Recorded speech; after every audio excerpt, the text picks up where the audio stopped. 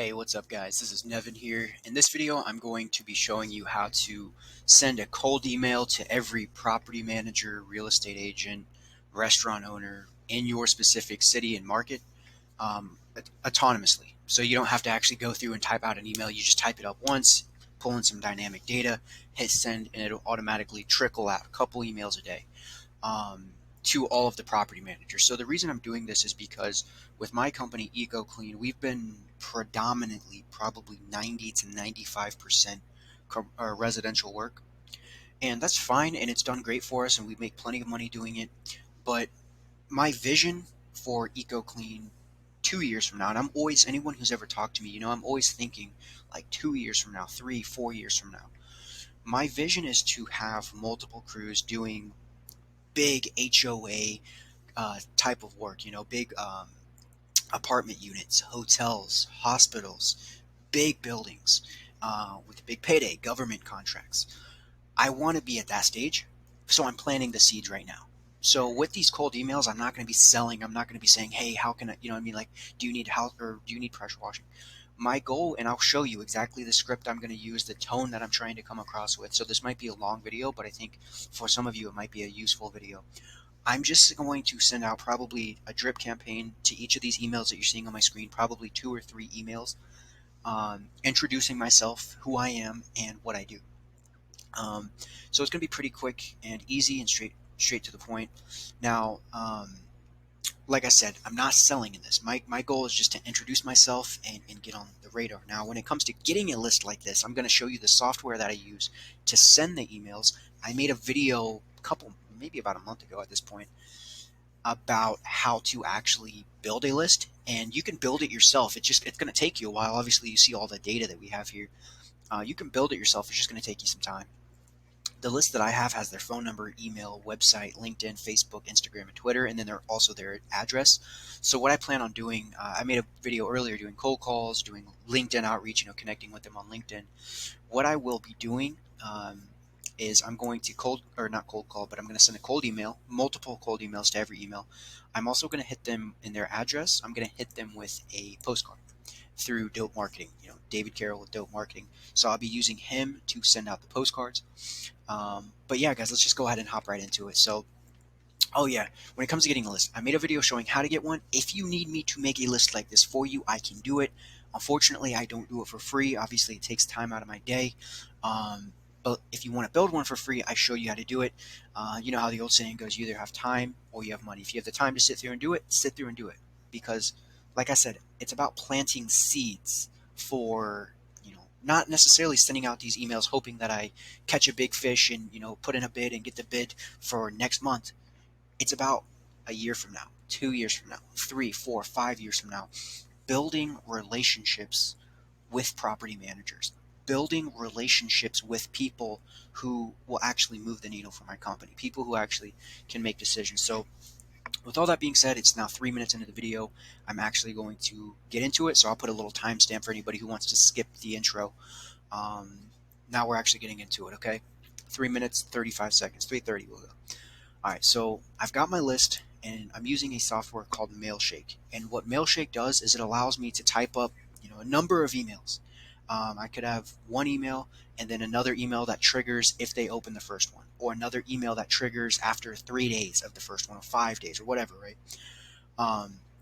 And so I'm going to set that up for you today, and I'm going to show you exactly how to do that. Couple things I want you to keep in mind. Do not send more than 5 to 10 emails a day. Don't do it. I know it's tempting.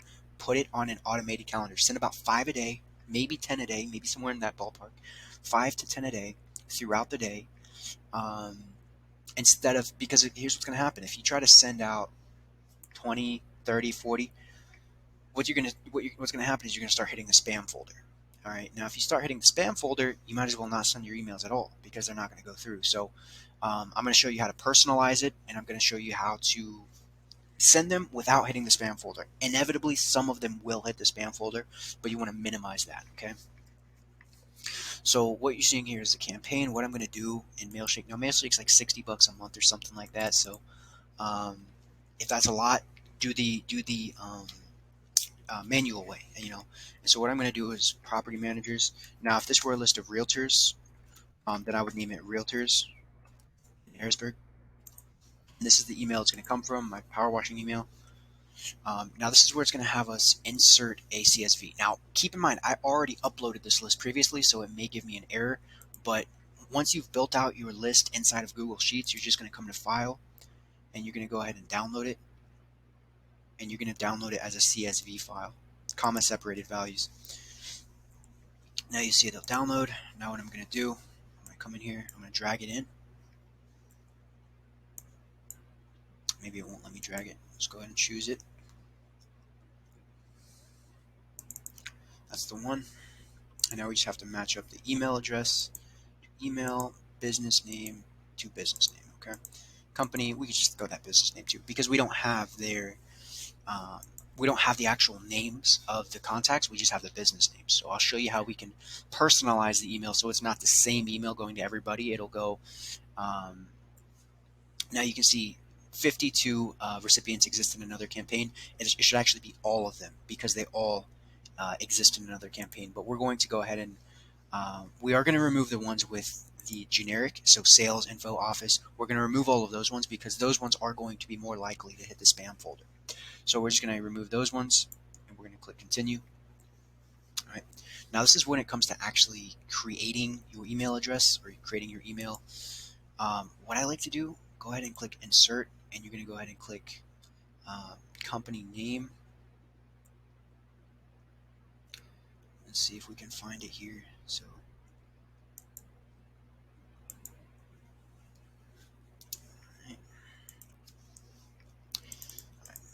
So we're just going to take these. Oh man. Just going to go ahead and insert dynamic data. And so what this is going to do, it's going to pull in their name. So instead of just saying power washing request or whatever, it's going to say the name of the company and then power washing. So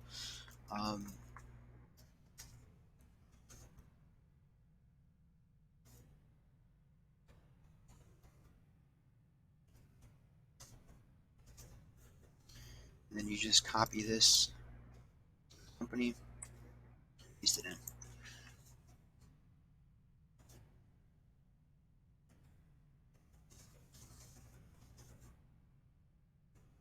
And now this is where I actually have to type, so this might be a little, a little bit of a long stretch here, but just this is my writing process here. So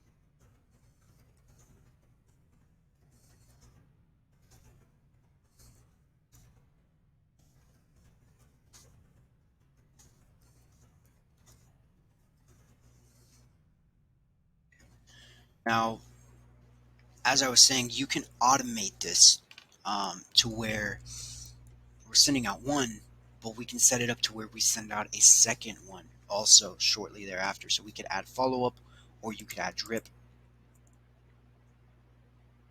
Now, a follow-up would stop. So let's say somebody becomes a lead, the follow-up would not trigger. So this is an email.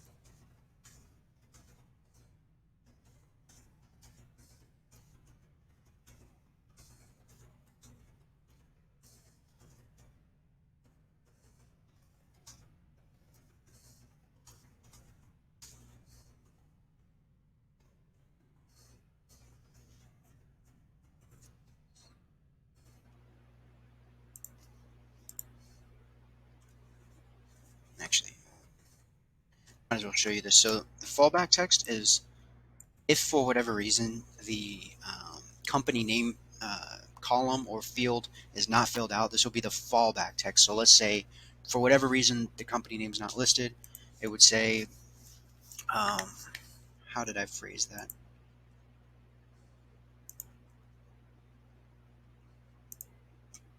We'll just go with you guys, for you guys.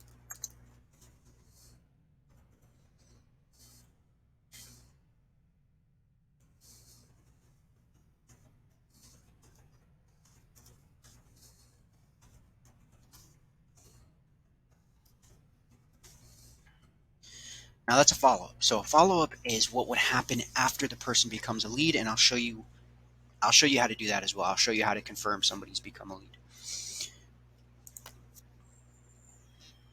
So a drip would come even if somebody becomes a lead, a drip would still trigger. So that's the difference between a drip and a lead, or a drip and a follow-up.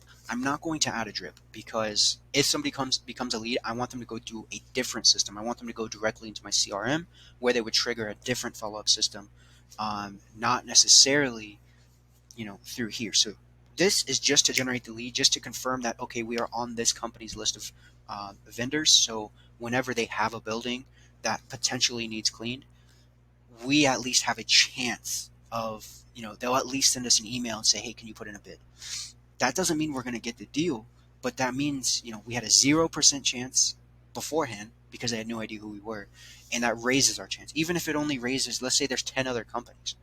Even if it only raises us up to 10%, I mean, over the course of a year, 30 or 40 of these deals might pop up amongst all of these companies. That might get me 3 or 4 deals a year. Now, it may not be this year. It might not be 2022. It might be, we might have to wait until 2023 or 2024. But I'm smart enough to know that whether I like it or not, a full year is going to go by.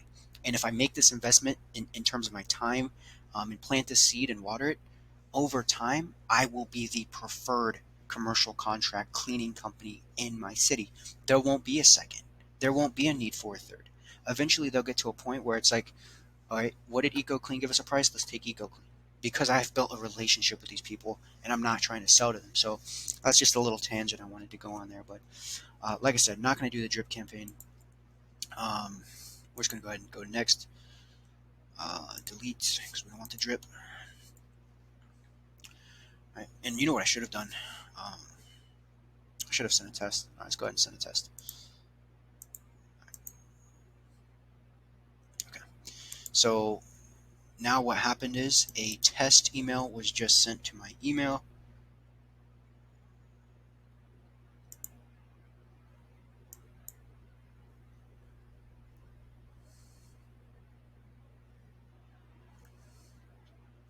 So this is an example of what it would look like. Um, so you can see here it says power washing request for American Heritage Property Management. Okay, so this is just, it pulled the data. So, hi, my name is Nevin Shields. I own EcoClean Power Washing in Camp Hill. I just wanted to reach out to see if we could get on your list of vendors for exterior cleaning and power washing. Is there a link where we can sign up, or should I call someone? Thank you, Nevin Shields, EcoClean Power Washing. And I'll probably actually remove this part because I forgot it automatically enters that, so it'd be a little weird. So that's why you do the test, though. Um, so I'll just keep the thank you part, but I'll remove the Nevin Shields part, and then same thing, so, yeah, same thing here, because it automatically adds that for me. So let's just go ahead and go back to compose, and now we'll go ahead and, like I said, we'll remove this, and then we'll remove this because it automatically adds that, so there's no need to have it. So it looks good to go. Mailshake's going to make sure we don't sound robotic, make sure we don't sound spammy or scammy, make sure we sound like a legit person. And that's what email's about. You want to be, this is not spam email. The difference between what we're doing here and spam is you collect a huge list of emails, it doesn't matter who it is, and you send out thousands of emails at a time, not trying to build a relationship, not trying to get to know, but it's normally you want people to click a link or sell a product. This is not about selling. This is about building relationships, and that's one fundamental difference between what we're doing with cold email here and what you would do with spam email. So that's why this is not spam. This is about building relationships with these people, not about spamming them, trying to get them to click a link, nothing like that. Just um, genuinely trying to build a relationship so that you can grow long term with them. So, all right.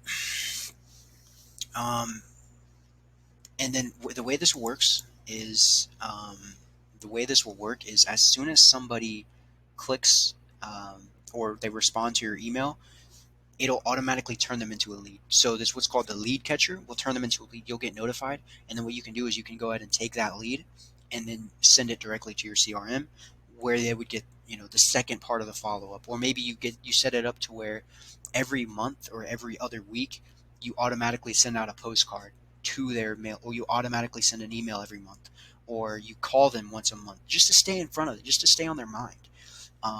And so that's what the lead catcher would do, and that's how you could use that. Um, so leads will be assigned to me, of course, and we schedule the send. Let's go ahead and let's not start it tonight.